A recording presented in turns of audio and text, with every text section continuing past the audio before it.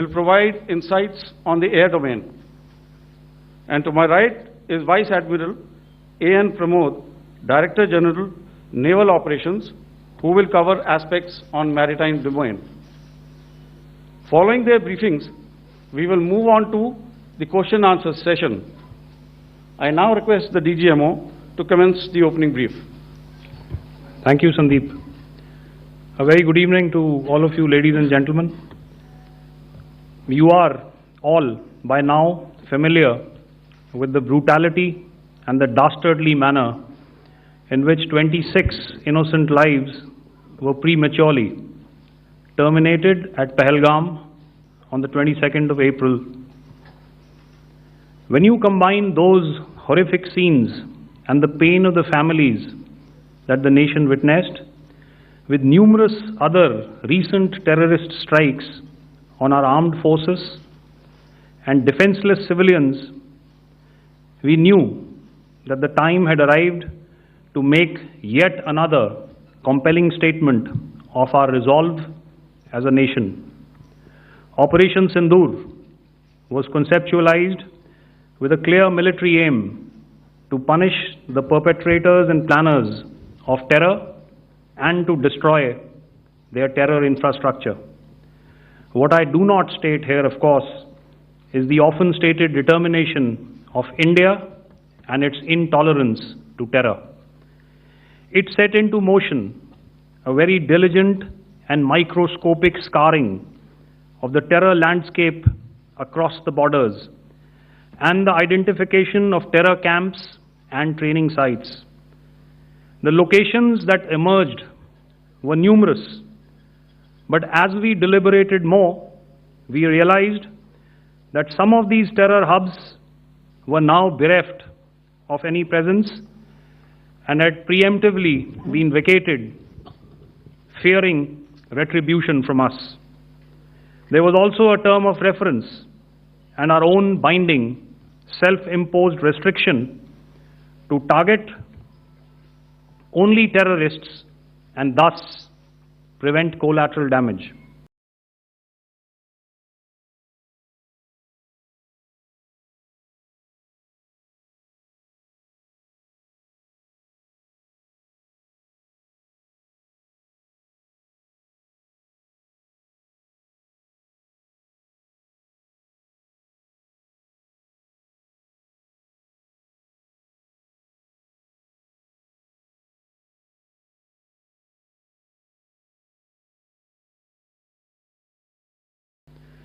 There were 9 camps that you are now all familiar with, which were confirmed by our various intelligence agencies to be inhabited. Some of these were in POJK, while there were others that were located in the Punjab province in Pakistan. Nefarious places such as Muridke, the hub center of the Lashkar-e-Taiba, has over the years bred infamous characters such as Ajmal Kasab and the likes of David Headley. What followed was a careful scrutiny of each of these sinister locations, their layout, configuration, even the type of construction in each structure and the terrain obtained around these. This was with an obvious intent to deduce and identify the exact vector that was required for their neutralization, as also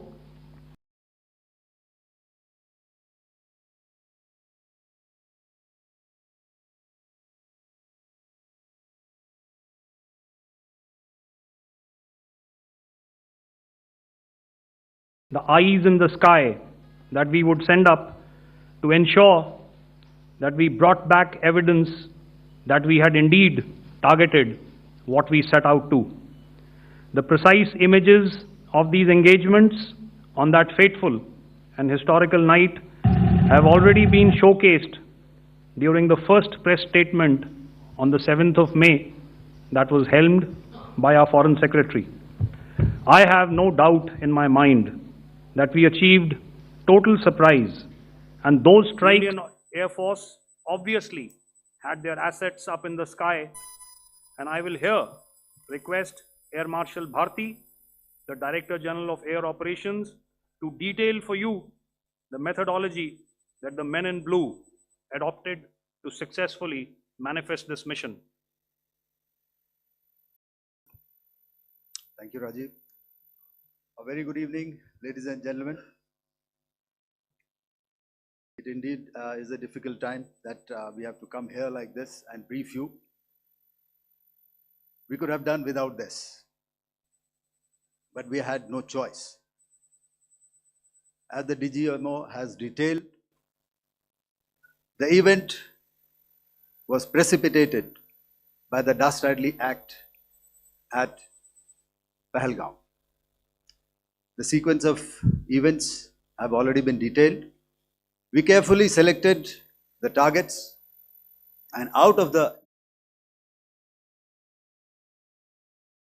that were given to the Indian Air Force were the notorious training camps at Bhavalpur and Muridke, these being further from the international boundary. Through critical target system analysis, we analyzed what was to be done to annihilate these targets and plan to engage these targets with precision air-to-surface guided munitions so as to avoid collateral damage. The modalities of planning process I will not go through at this instant. However, what I would like to show you is the results that we achieved through our targeted airstrikes. Could I have the second slide, please?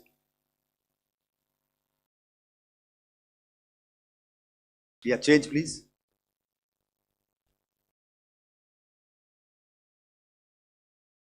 Okay.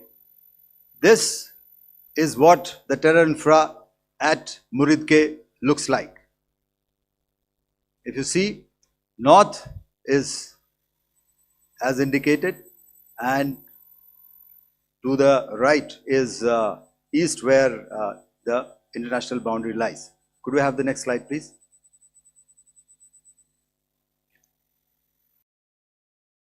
Orientating. Just go back one slide. Okay. Please have a look at this red building, the series of buildings out here, and this empty ground. Next. If you relate, the empty ground is here, and you see this is the first weapon that is impacting. This is the impact point number 1 on Muridke training camp with our precision guided weapon on early morning 7. Next, please. Keep your eyes glued for the second weapon coming in and the second impact on the selected target point. Next slide, please.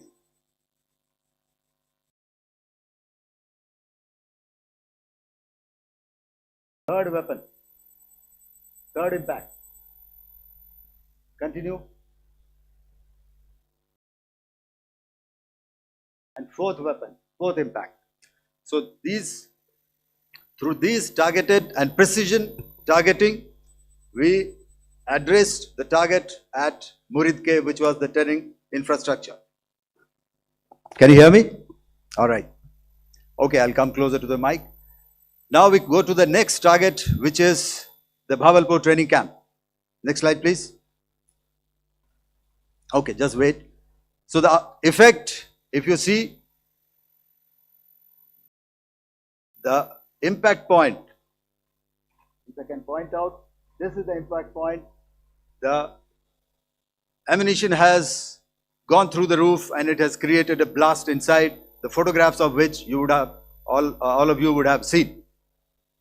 And the red building, after that there was this double-story building, it has been completely decimated by our precision targeting. Next, please. The target system which was in the north, a series of buildings. I will show you how it looked. Next. Completely destroyed by our precision targeting. Next. Now coming to Bhavalpur, this is the target complex that we are dealing with, a fairly large target complex. So we had to carefully choose the points that we needed to address, which were high value and which would meet our stated objectives of eliminating the terrorists. I would like to draw your attention to this red canopy, and in relation to that, I would cover the targets. One target system is a series of buildings here, other one here, and other one out here. Next slide, please. This is how it looked before, and this is how the building looked after the impact of the weapon, and orientation in relation to this red canopy you can see here. Next, please. Before, next, and after. The roofs have completely collapsed. Next. This is the target system. Next. Precision targeting, and we have achieved our objectives here. Next. All right. So that was what we did on the 7th. Our objective was to address these two terrorist camps, and that we did with precision.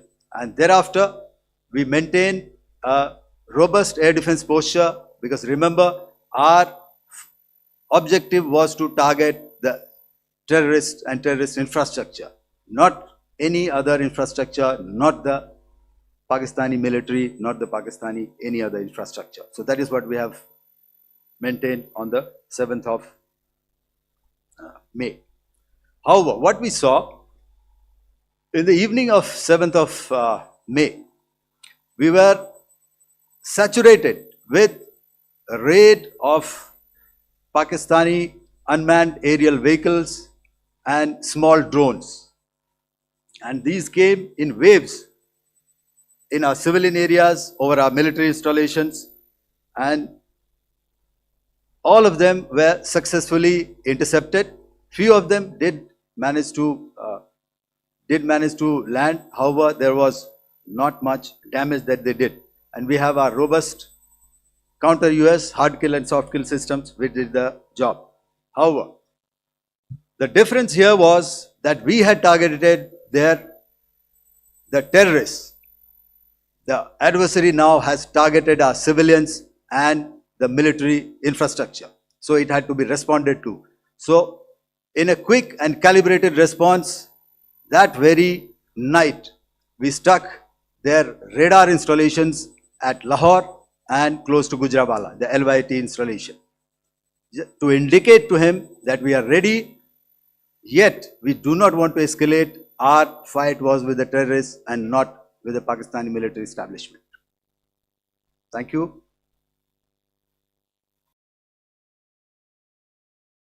Thank you, Air Marshal Bharti. So, ladies and gentlemen, he's outlined operations not only on the night of 6th and 7th of May, when Operation Sindoor commenced, but also on the subsequent night. Being well aware and familiar with the congenital and impulsive nature of our adversary, and even though we did attempt to reach out and communicate our compulsions to strike at the heart of terror to my counterpart in the immediate wake of Operation Sindoor, the request was brusquely turned down, with an intimation that a severe response was inevitable and in the offing. We were of course prepared. Operations on the 7th and the 8th, Air Marshal Bharti spoken about. On the night of 8th and 9th of May, they flew drones and aircrafts into our airspace all across the borders and made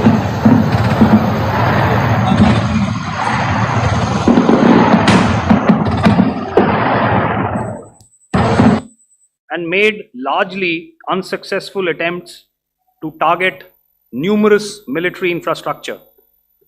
Violations on the line of control by Pakistan also commenced yet again and precipitated into fierce arty engagements. The air operations on the night of 8th and 9th of May, I'll yet again request the DG Air Operations to cover.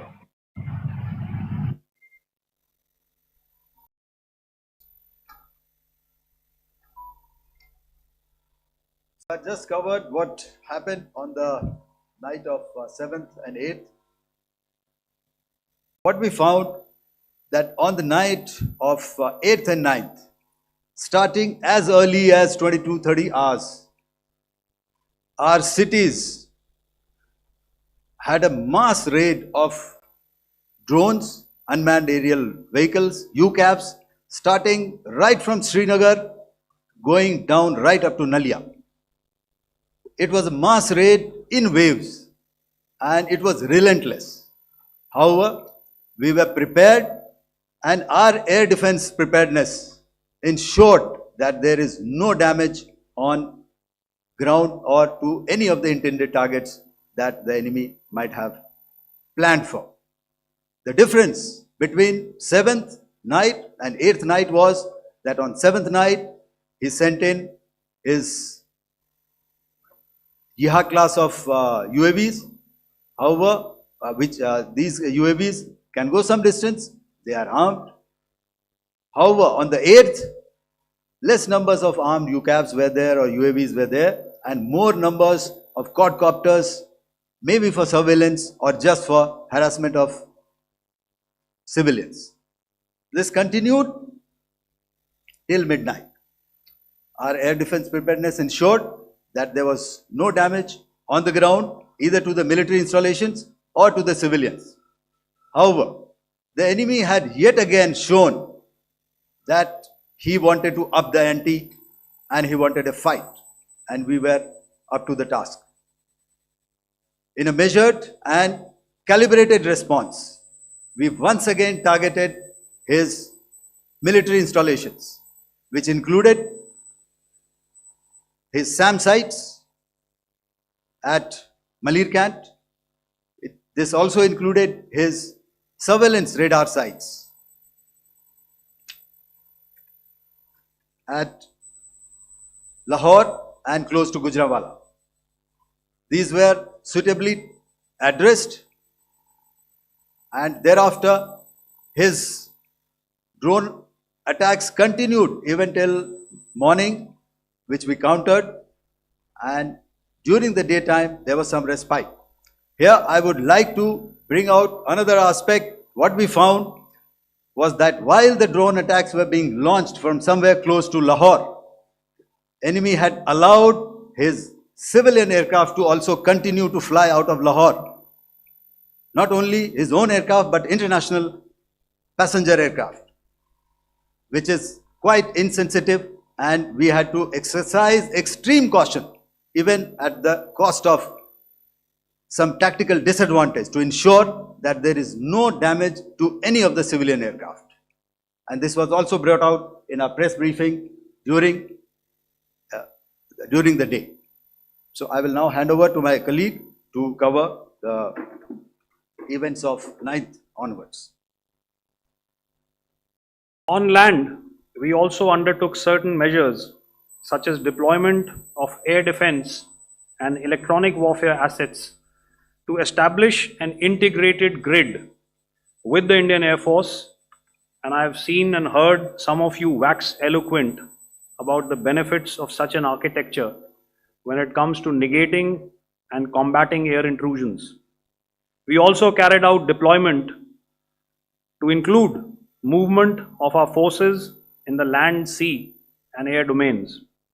The night of the 9th and the 10th of May saw similar intrusions by drones and aircrafts, and this time there was a concerted effort to target airfields and some very, very important logistic installations, albeit yet again unsuccessful and denied gallantly and efficiently, I must say, by the integrated Indian Air Force and Indian Army Air Defense. We further strengthened our deployment and also initiated some pressure points to send a very clear and unambiguous message to the other side to desist from any misadventures on land. Some of the airfields and dumps saw repeated attacks in waves from the air. All were thwarted. The Pakistan Army has reported to have lost approximately 35 to 40 personnel in artillery and small arms firing on the line of control between the 7th and the 10th of May. What the other side had probably also not reckoned with was the speedy and precise turnaround and hit back by the Indian Air Force. And I will yet again ask Air Marshal Bharti to speak about these significant and game-changing strikes. I will thereafter request Vice Admiral Pramod, my colleague and Director General of Naval Operations, to tell us about some very telling naval maneuvers in the Arabian Sea that exerted pressure on the night of 9th and 10th of May. Over to you, sir. Commencing about 2000 hours, that is 8 p.m. local time, on 8th of May, several Pakistani unmanned aerial systems, drones, combat vehicles attacked multiple IF bases. These included Jammu, Udhampur, Pathankot, Amritsar, Bhatinda, Nal, Dalhousie, Thois, Jaisalmer, Uttarlai, Falodi, Nalia. These were almost simultaneous and they came in waves. All our AD guns and other systems were waiting for them. All these waves were neutralized by our trained crew using the air defense systems that they have, and also some of them were utilized using our legacy systems like Pechoras and IF Summer, which we have recently acquired, and some were neutralized by the Garud snipers. There was no damage on ground from these incursions and these mass raids, if I could call them, from the Pakistani side.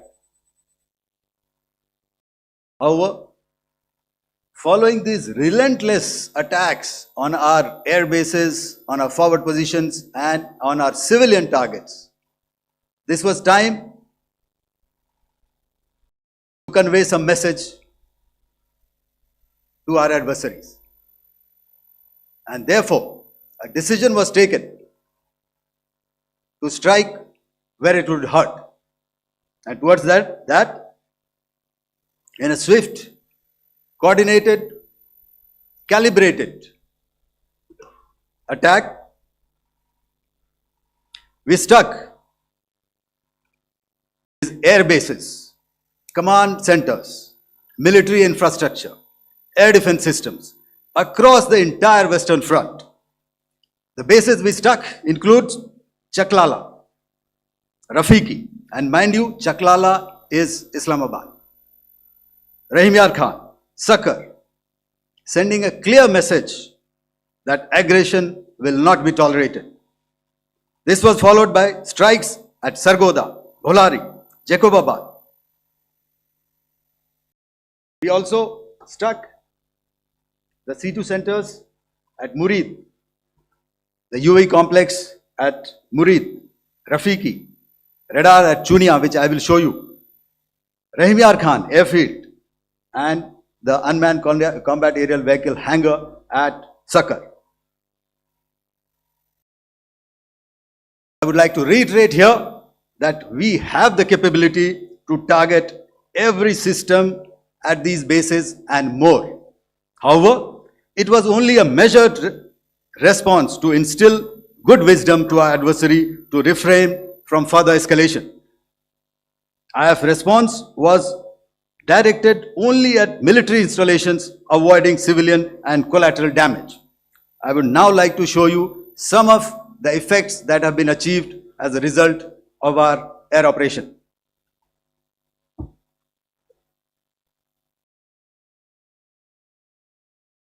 Here is the Pasroor air defense system. If you could see, zoomed up view. This is the radar mounted on a high tower.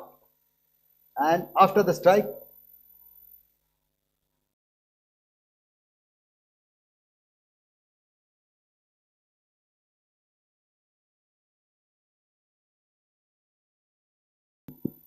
thank you. Can you hear me? Yeah, thank you. And after the strike, this is what has happened. This radar has been taken out, completely burnt. Next slide, please. The Chunia air defense radar, which was taken out on 7th and 8th. This is the radar site.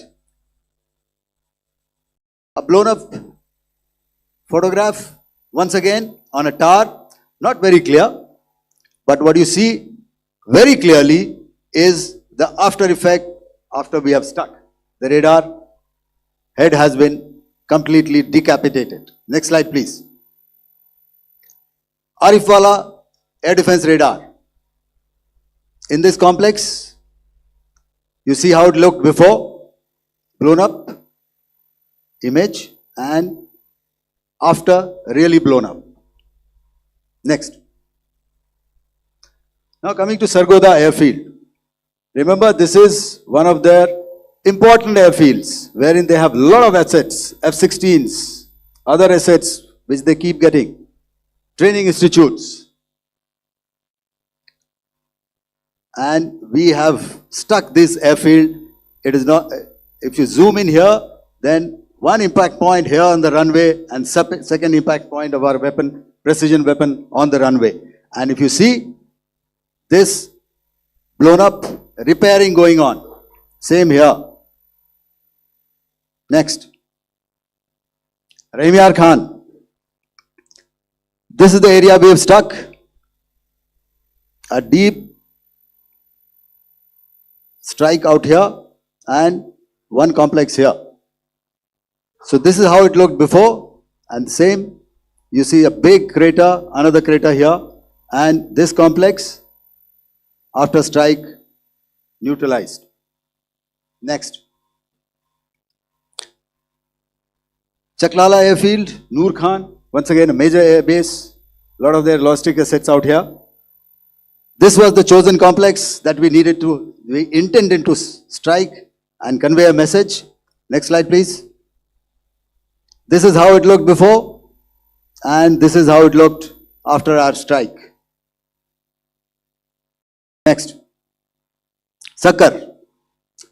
We chose the radar site at Sakar. This is the radar site, and after it was struck, this is the aftermath, completely burnt out. Next, please. Aircraft shelter.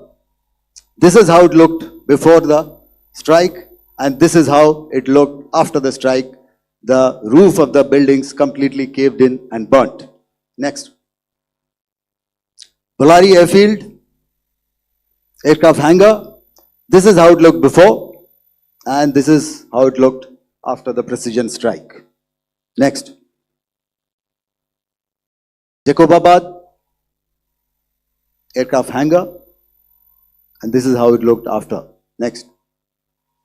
So what I'm trying to convey here, ladies and gentlemen, is to start with, our fight was neither with the Pakistani military nor with anybody else who's there on the other side.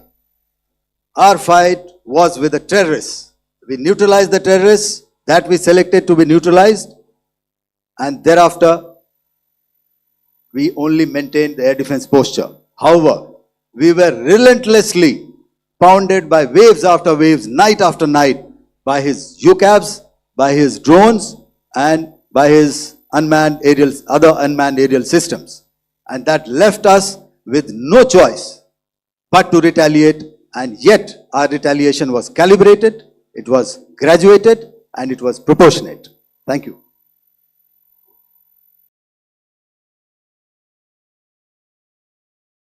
Good evening, ladies and gentlemen. In the aftermath of the cowardly attacks on innocent tourists at Pahalgam in Jammu and Kashmir by Pakistani-sponsored terrorists on 22nd April the Indian Navy's carrier battle group, surface forces, submarines, and aviation assets were immediately deployed at sea with full combat readiness in concert with the Joint Operation Plan of the Indian Defence Forces.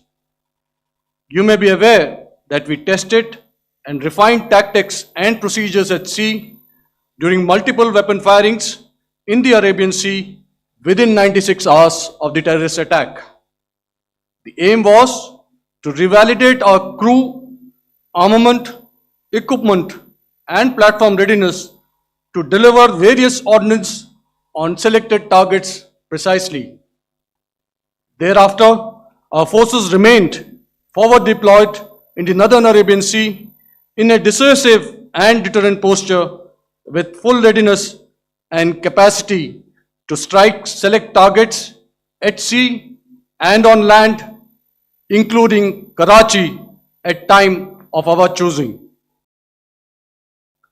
Forward deployment of the Indian Navy compelled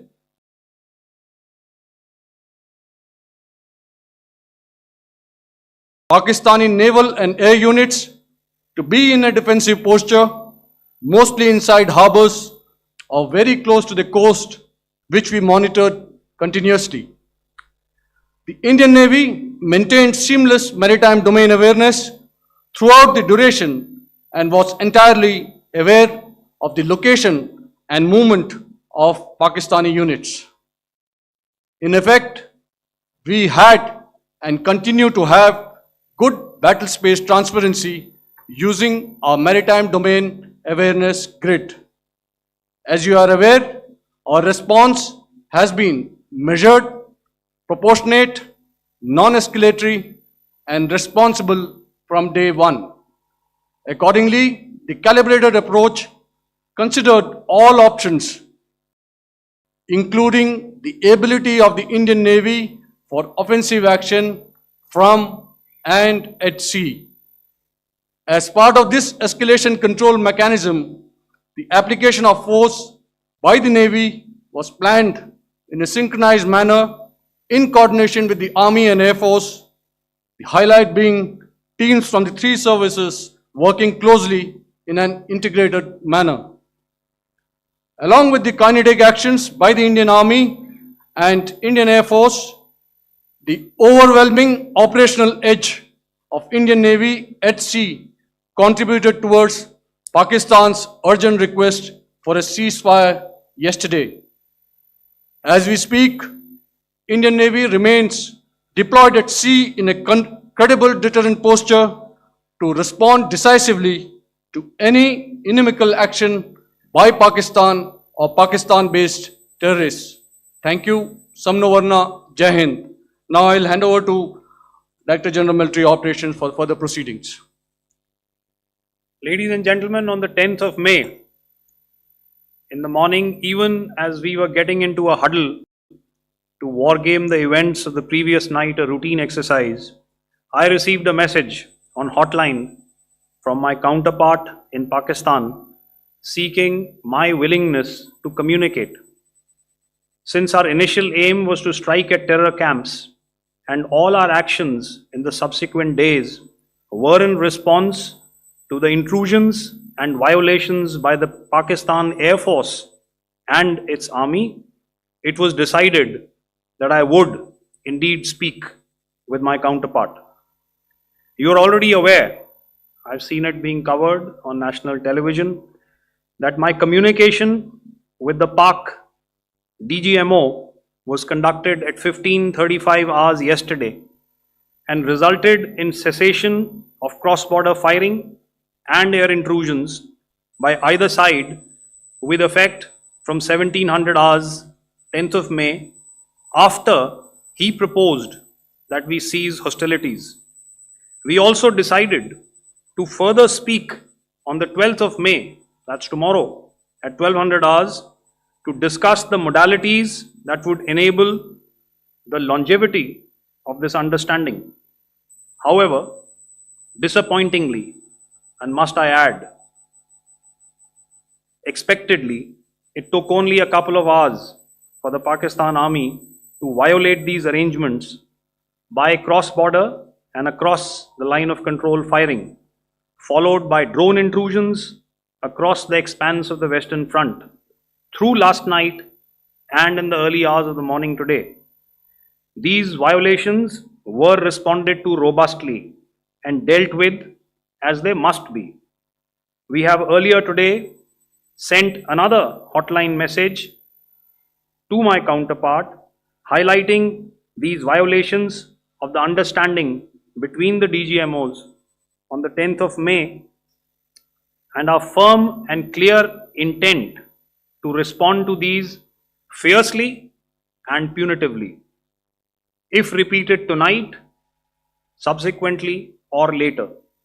In this regard, I must inform all of you that the Chief of Army Staff has earlier today conducted a security review and has granted full authority to our Army commanders for counter actions in the kinetic domain in case of any violation by Pakistan.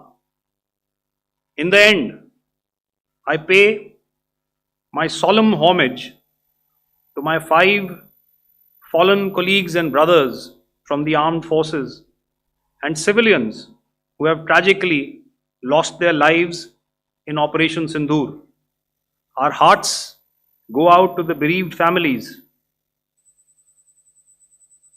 and we express our solidarity to them in this lifetime and beyond, at this grave juncture in their lives. Their sacrifices shall always be remembered and spoken of in glowing terms by a grateful nation. We have thus far, ladies and gentlemen, exercised, and my colleague Pramod highlighted this, immense restraint, and our actions have been focused, measured, and non-escalatory.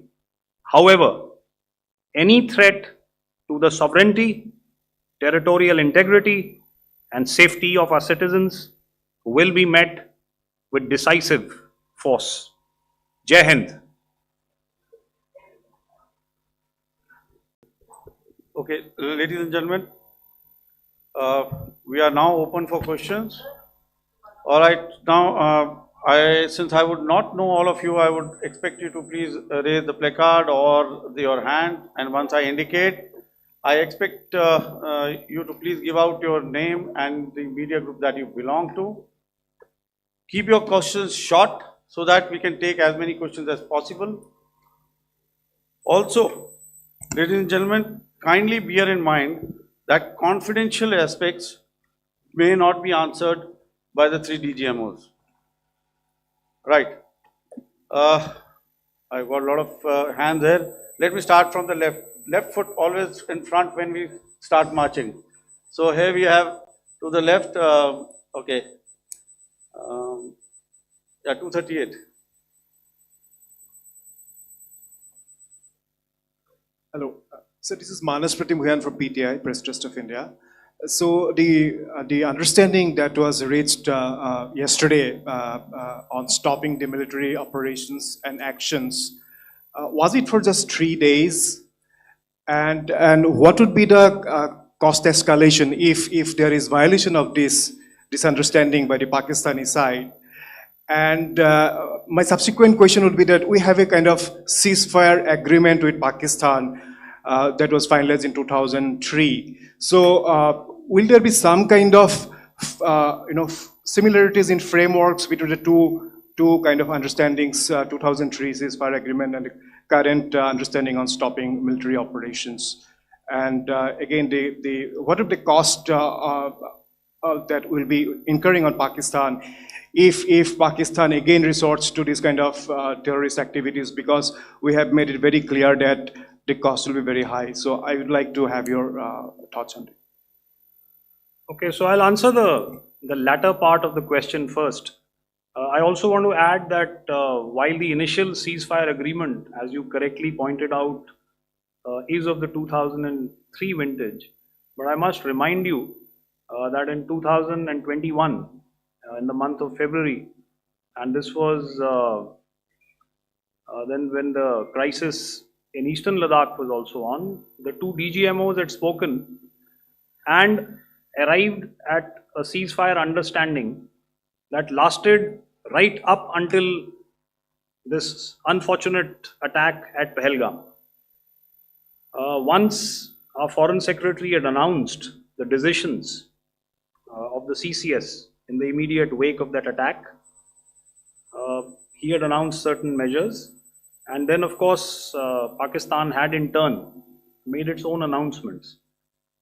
Since then, there have been certain violations of this ceasefire understanding, and of course after the 7th of May, like I pointed out during my statement, that there have been numerous violations on the line of control especially, and of course along the international boundary by the Pakistan Army and the Pakistan Air Force. This understanding that we spoke about yesterday, no, it was not for 3 days. It was first to stop aggressive and hostile activities immediately, let that order and direction settle down for about 36 hours, and thereafter discuss modalities, like I said, to ensure its longevity. That is tomorrow on the 12th of May. But unfortunately, we had a violation starting at approximately 1900 hours last night, and we've sent a communique, like I said, to the Pakistan Military Operations Directorate, and we will await what happens tonight. All right. The cost escalation, I'll leave it to your best imagination. I've already said that the response will be fierce and punitive. Now, the right foot forward. Yeah.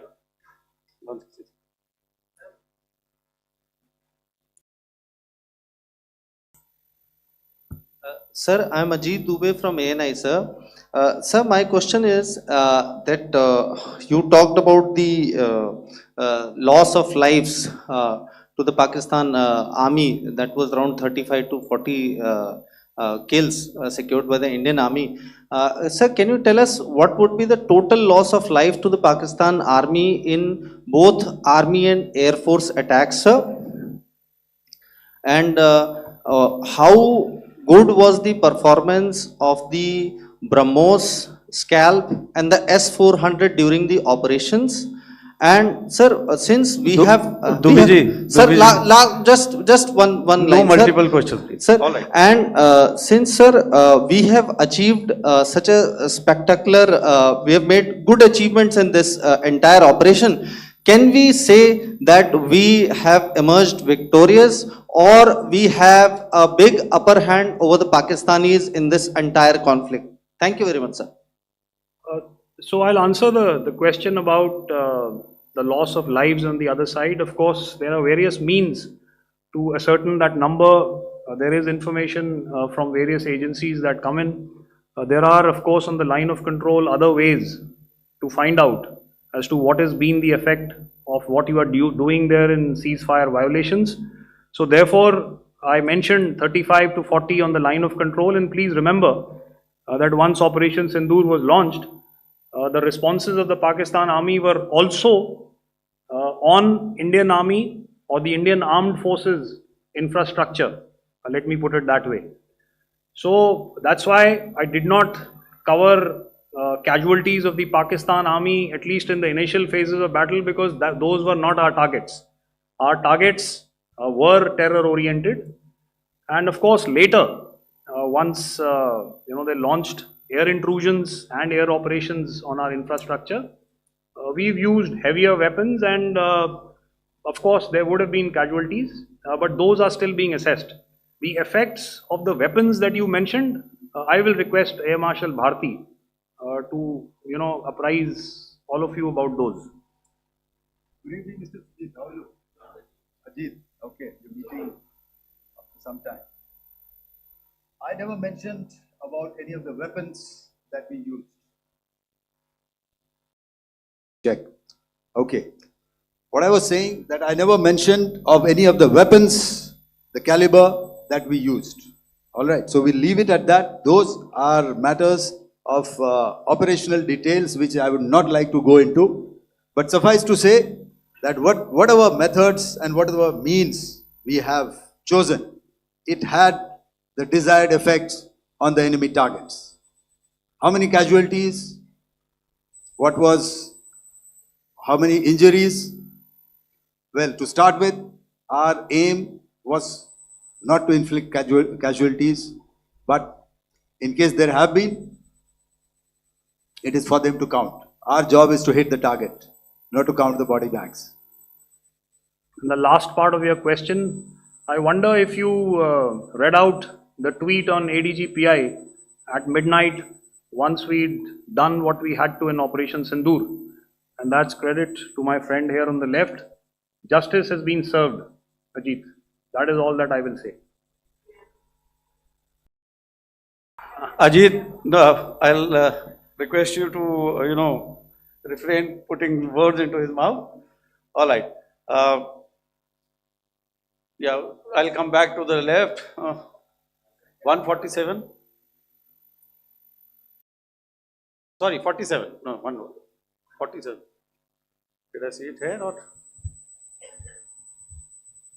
Yeah. Good evening, gentlemen. Sorry, 147. I saw it there. Sorry. Yeah. Since I've already said 147. Start, please. Hi, sir. Good evening. This is Shivam Patel from Reuters News Agency. Thank you for giving me the opportunity. My question, sir, is how many military targets did Indian Armed Forces strike in Pakistan in response to the attacks from Pakistan? How were these targets selected?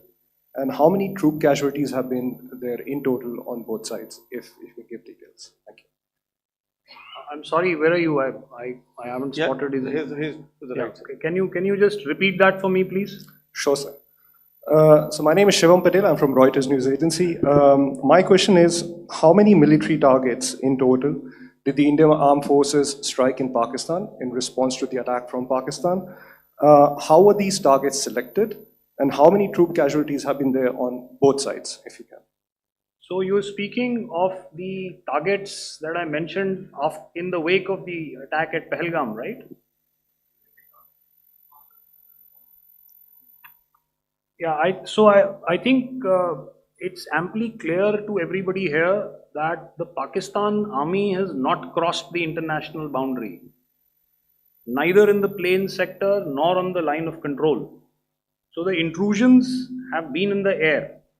There have been certain attempts on the line of control when ceasefire violations have been on to try and infiltrate and carry out and perpetrate activities that we are all very well familiar with. Whether these are by terrorists or by the Pakistan army or its special forces and commandos is difficult to say, but each of these have been effectively thwarted. So therefore, as far as engagements of military targets on the other side is concerned, I thought Air Marshal Bharti covered those very well and in detail, and he also mentioned as to how they went about targeting those. I think those images were very clear and very, very graphic in telling us as to what we needed to hit.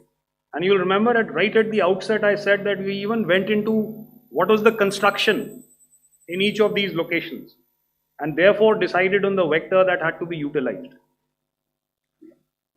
Please. Okay, if I could add to what the DGMO has said, I have already detailed the targets. Now, whether it is X numbers or Y numbers is that is immaterial. And what damage have we inflicted? You have seen. What are the casualties on the other side? As I said, that is for them to count. As far as we are concerned, from the air defense side, if they had a choice, they would have definitely come in.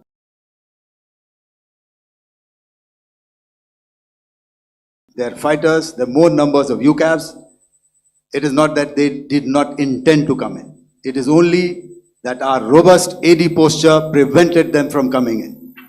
So that must be known, and that must be realized by all the audience here. Yeah, I'll come to the left now, 24.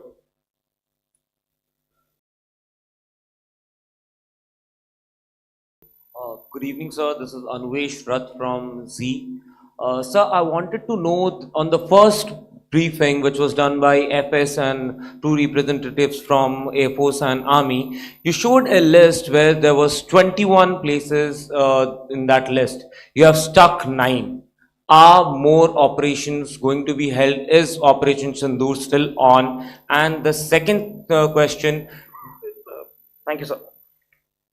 Thank you so much. And also, I want to congratulate all three of you for a fantastic operation that you guys have done. Thank you so much. Thank you so much for that one question. Yeah. Sir, the question. Unfortunately, Rath, is that your name? I'm sorry. You know, as far as operational details are concerned, I am not in a position to share those right now. But I think I'll take a cue from Pramod. You know, he said towards the end that the Indian Navy is still in a posture that is deterrent. And I have already made it very clear towards the end of what I said that it's only a couple of hours ago that the Chief of Army Staff has carried out a security review, and he's authorized our Army commanders to deal with violations of any kind from across the borders in a manner that they deem fit. So again, to reiterate, the response will be fierce and it will be punitive.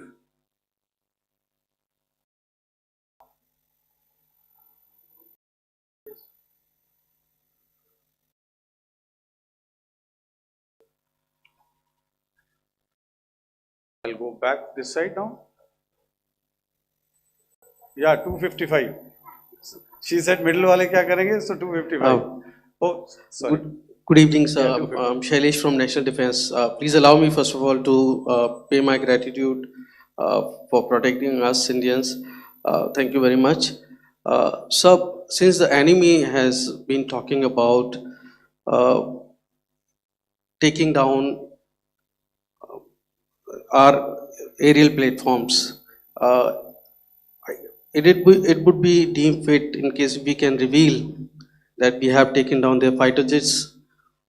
What could be the number? Though you said that they may be not good to reveal the platforms, but since this has come from various quarters in Pakistan, so I believe that we need to answer, in case if you can, sir, if you may allow. The question is for me? Yes, sir. Okay, and if I get it right, you want to know how many of their planes we have downed? Yes, sir. Yes, sir. All right. See, as I said, their planes were prevented from coming inside our border. All right. So we do not have the wreckage with us, but definitely we have downed a few planes. Numbers, we would not like to hazard a guess out here. Okay. I have the numbers, okay, and we are getting into the technical details of it to establish it. So I would not like to put a figure at this time, but definitely there are losses from their side which we have inflicted. Were they, please don't ask. Were they fourth generation plus, sir? No, see, sir, you're putting words into my mouth. Why do you say fourth generation? Let us make it high tech. Thank you so much, sir. All right. Yeah, 163.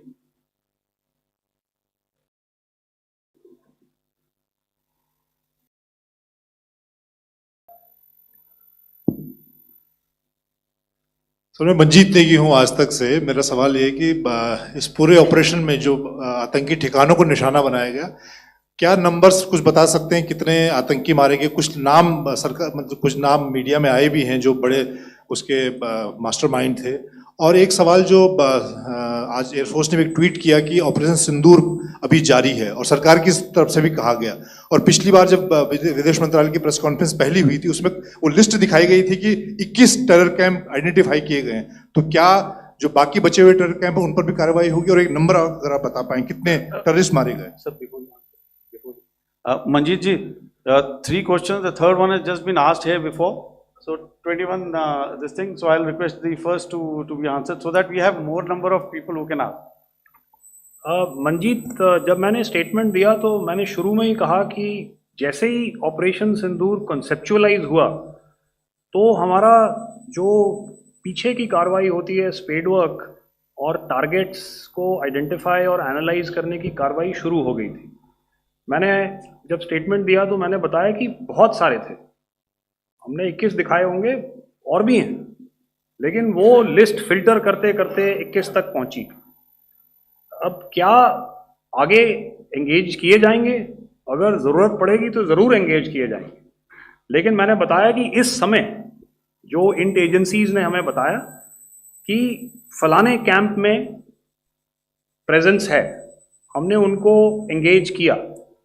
कुछ नाम मैंने लिए, कुछ नाम अभी पुख्ता किए जा रहे हैं। मैंने आपको बताया कि जो इंट एजेंसीज ने अभी तक असेसमेंट किया है उसमें उन्होंने कहा है कि तकरीबन 100 से ज़्यादा मारे गए हैं।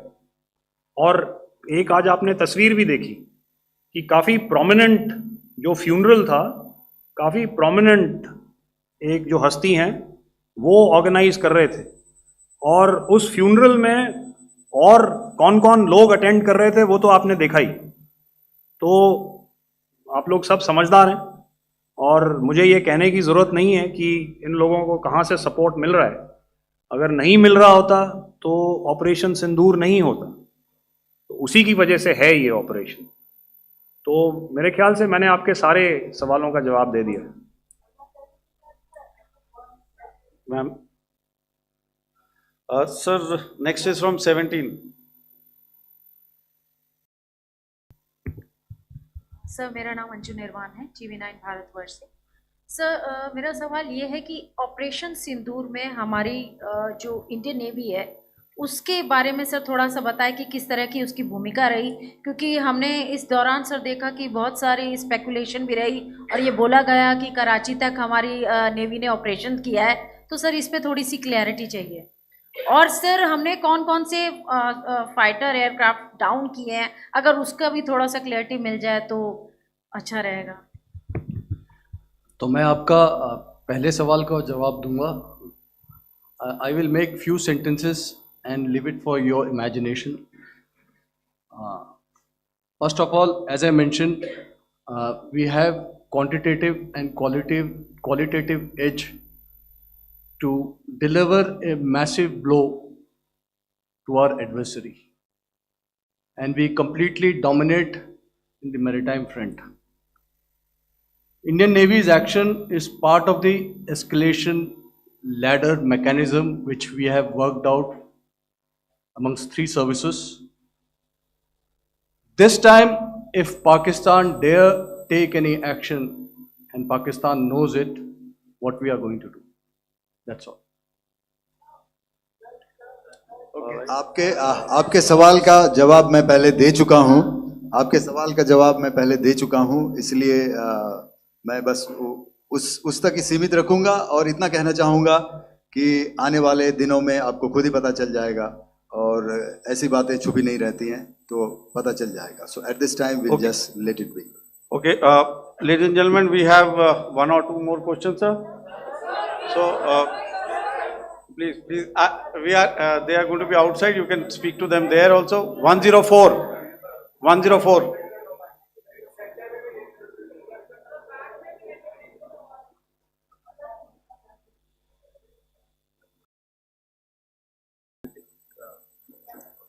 Yeah, ask, sir. Sir, Dinaka with the Hindu newspaper. Are you surprised that you got this question? No, sir. Sir, can you give a number of assets we lost, because there's been a lot of speculation going on, international media writing a lot of things about our platforms, including Rafales. I mean, Pakistan claiming that a Rafale has been downed, etc. Can you put that question to rest and clarify on that? I guess that question is for me. All right, I'm happy that you've asked this question. You know, we are in a combat scenario, and losses are a part of combat. The question that you must ask us, okay, and indeed that we must ask ourselves, you inclusive, is have we achieved our objectives? Have we achieved our objective of decimating that terrorist camp? And the answer is a thumping yes. And the results are for the whole world to see. As for the details,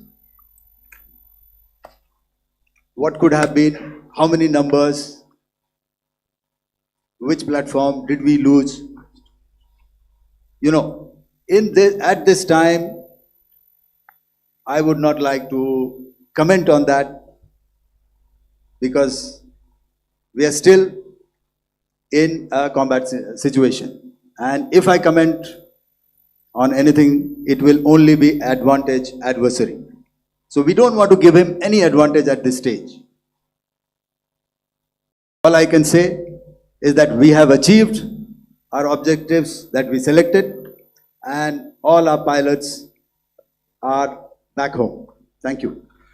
Okay, hold, please don't, please be civil here. So we'll have 220 now. Hello sir, this is Anita Chaudhary sir from Swadesh newspaper.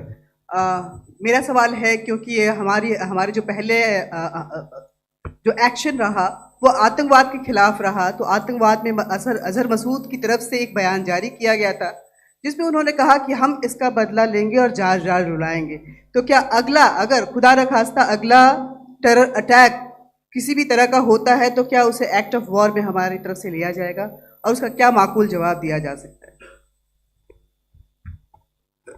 मेरा इसमें सिर्फ एक ही जवाब है आपके लिए कि हमने अपनी कार्रवाई करी।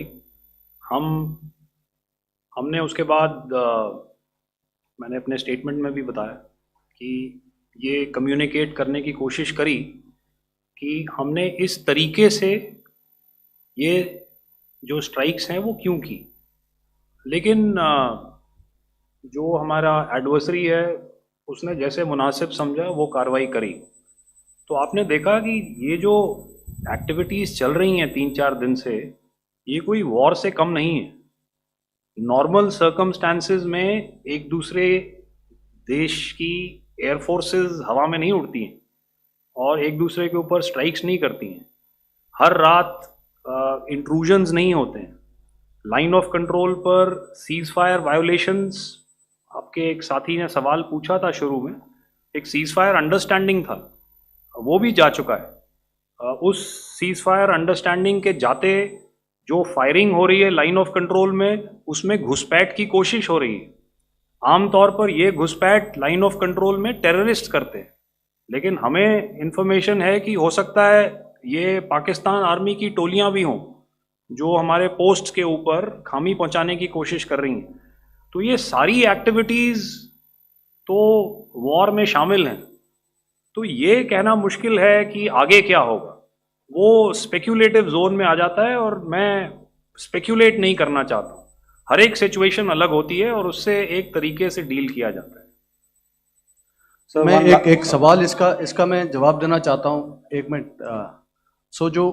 जो मिलिट्री होता है, our main job is to prevent war and maintain peace and stability. So it is not that our response is a graded response. That means अगर किसी ने किया तो उसको graded उसमें किया, जैसे terrorist action हुआ तो what we did is a terrorist action and we destroyed all the terrorist camps. उसके बाद आपने देखा कि उनने थोड़ा सा कोशिश किया तो हमारे एयरफोर्स और आर्मी ने क्या किया, तो मिलिट्री टारगेट्स हैं उनके ऊपर थोड़ा।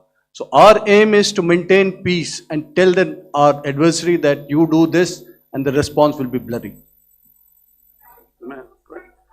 Okay, now as per the, please, we'll have 166 and 25 and after that no more please. Sir, this side. Ladies and gentlemen, please maintain, sir, I this request side, you to please be quiet. Jal Ghai? No. This side, sir. We have only two questions left, 166. Yeah, please start. So I'm Rahul Singh from Hindustan Times, sir. So you were totally on top of the game in the kind of losses you've inflicted on the enemy. I mean, we saw the slides and everything. So it kind of comes across that you were batting it 99 and you decided to declare your innings. What are your thoughts on that, sir? And do you think, are you weighing the option of the Pakistan army using this time, buying this time of the so-called ceasefire, so-called ceasefire or the understanding, and you talked about how they could not be trusted. So buying time to kind of build up their war reserves, getting stuff from their friends like Turkey or China, are we considering that possibility, sir? Look, see, the call came from the Pakistani side to speak about cessation of hostilities.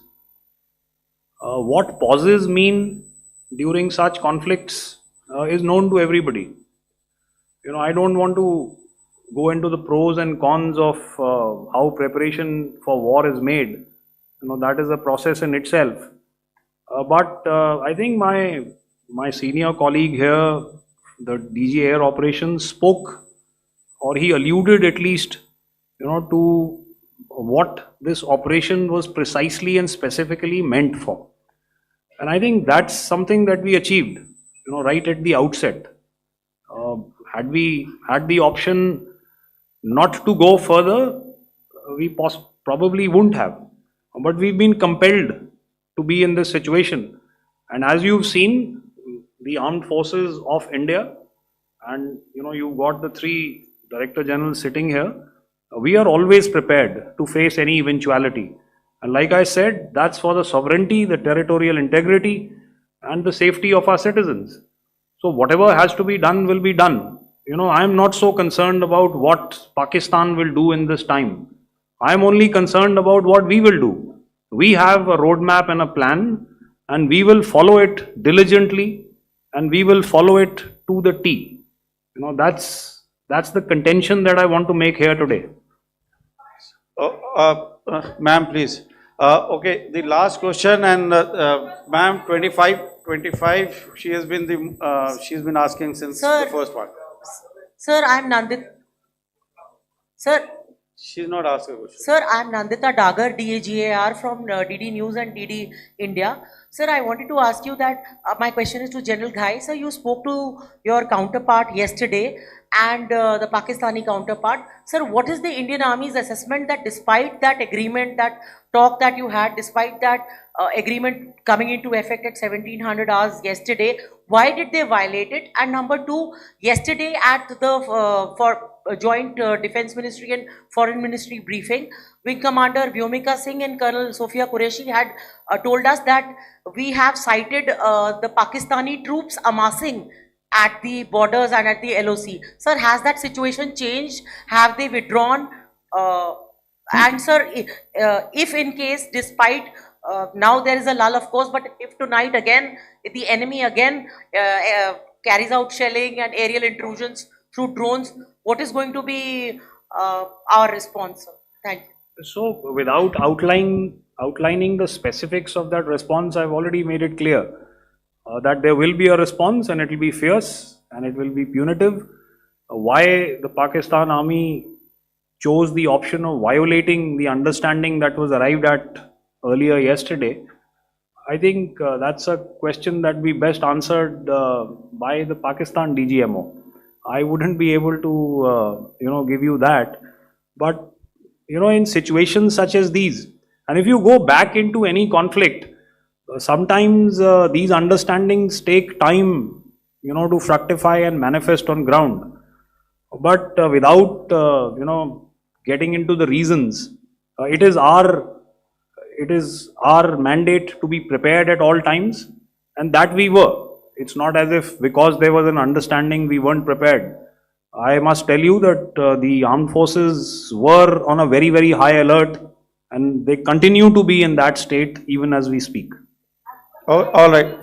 Ladies and gentlemen, please, ma'am, please. Okay, thank you so much for coming today. Those who have missed asking a question, those who have missed, see, I knew I'll grab this attention from you like this. Those who have missed the opportunity to ask a question can give me a written one. I will definitely get back to you with that. And also, they are they are invited for a cup of tea in my office day after tomorrow. Thank you, ladies and gentlemen, for coming. Thank you. Thank you very much. Jai Hind. Jai Hind.